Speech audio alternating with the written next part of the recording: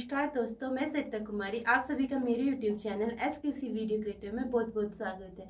तो आज हम बात करेंगे एमए हिंदी के प्रथम सेमेस्टर की पुस्तक मध्यकालीन काव्य के एक कवि हैं मलिक मोहम्मद जायसी जी। तो उन्हीं के एक काव्यांश की व्याख्या करके आज मैं आपको बताऊंगी।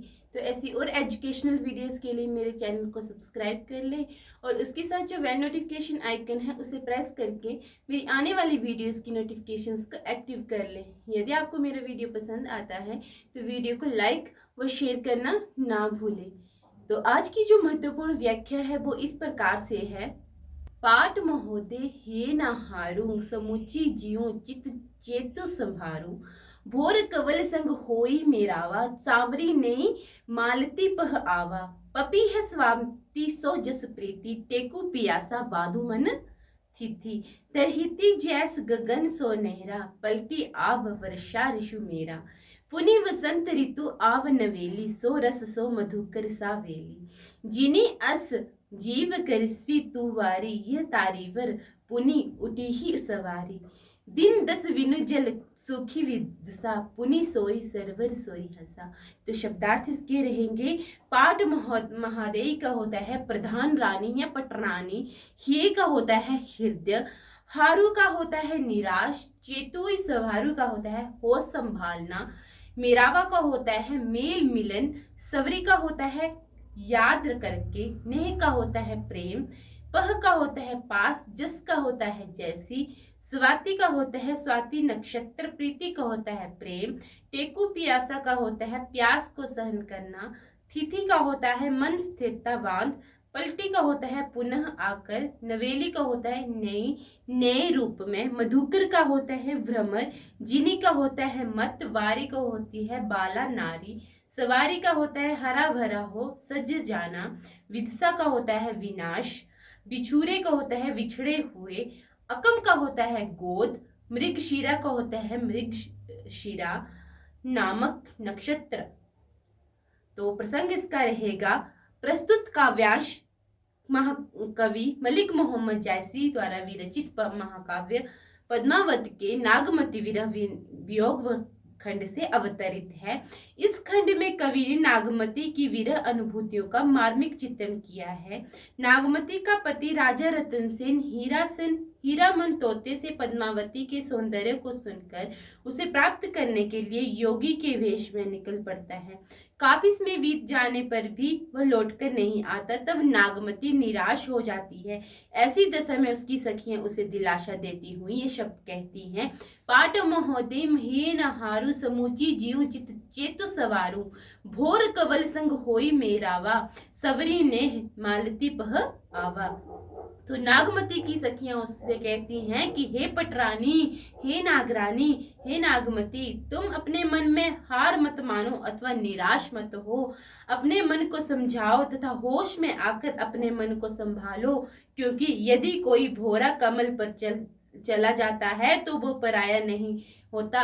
नागमती की जो सहेलियां हैं, सखियां हैं, वो उन्हें समझा रही हैं कि कोई भोरा यानी कि कोई भमरा किसी दूसरे कमल के ऊपर चला जाता है तो वो उसे पराया नहीं समझता, वो फिर आकर मिल जाता है, वो फिर से उसी कमल में आकर मिल जाता है, अर्थात वह पुनः मालती के स्नेह को याद करके उसके पास आ जाता है।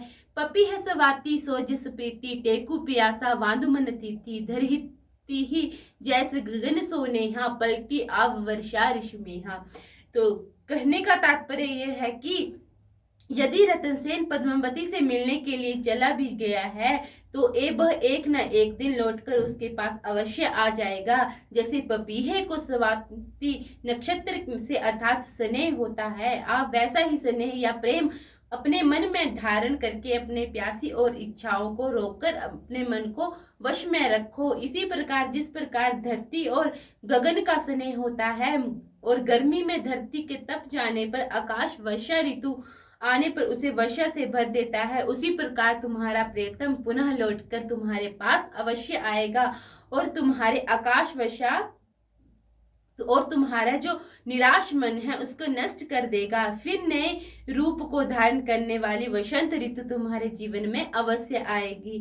कहने का भाव ये है कि नागमती के जीवन में नए रूप में अवश्य ही खुशियों का समावेश होगा, अर्थात पति के पुनः मिलन की अवश्य होगा।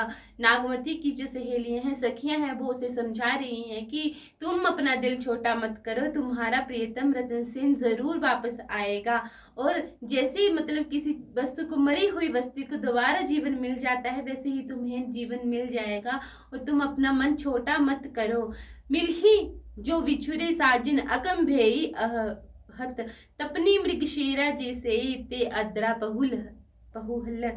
हे बाला, हे नारी, तू अपने मन में किसी प्रकार का खेद मत कर, क्योंकि वसंत ऋतु तथा वर्षा ऋतु आने पर जैसे वृक्ष पुनः हरे भरे हो जाते हैं, वैसे ही प्रीतम के मिलने के से तुरंत जीवन में सुख दुख दूर हो जाएगा और जीवन में पुनः खुशियां से परिपूर्ण हो जाएगा। यदि 10 दिन के लिए अर्थात थोड़े समय के लिए जल सूख भी जाता है तो कोई हानि नहीं है होती, क्योंकि वर्षा आने पर सरोवर फिर से भर जाता है तथा उसमें फिर हंस तैरने लगते हैं। ठीक इसी प्रकार प्रीतम के लौट आने से तुम्हारे जीवन में शव कष्ट दूर हो जाएंगे और जीवन खुशियों से लहर उठेगा।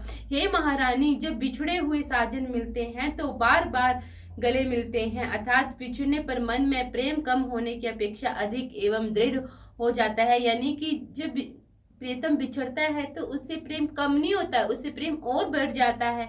जो मृग शीशा नक्षत्र की गर्मी को सहन करते हैं, वे संयोग का उतना ही अधिक आनंद लेते हैं। उनका जीवन प्लेवित होता है अर्थात खुशियों से भर जाता है। तो विशेष इसका रहेगा, इस पद में कवि ने नागमती के विरह में उत्पन्न दुख के कारण मन की आशा निराश में अस्थिर स्थिति का चित्रण किया है। ठेठ अवधि भाषा का प्रसंगानुकूल प्रयोग हुआ है। संपूर्ण पद विप्लव श्रृंगार का उत्कृष्ट उदाहरण है। माधुर्य गुण का समावेश है। अनुप्रास, वक्रोक्ति, उपमा आदि अलंकारों का इसमें प्रयोग किया गया है। चौपाई एवं दोहा छंदों का भी इसमें प्रयोग किया गया है। आपको मेरा वीडियो कैसा लगा कमेंट बॉक्स में ज़रूर लिखें। यदि आपको मेरा वीडियो पसंद आया है तो इसको लाइक व शेयर करना ना भूलें। Thanks for watching.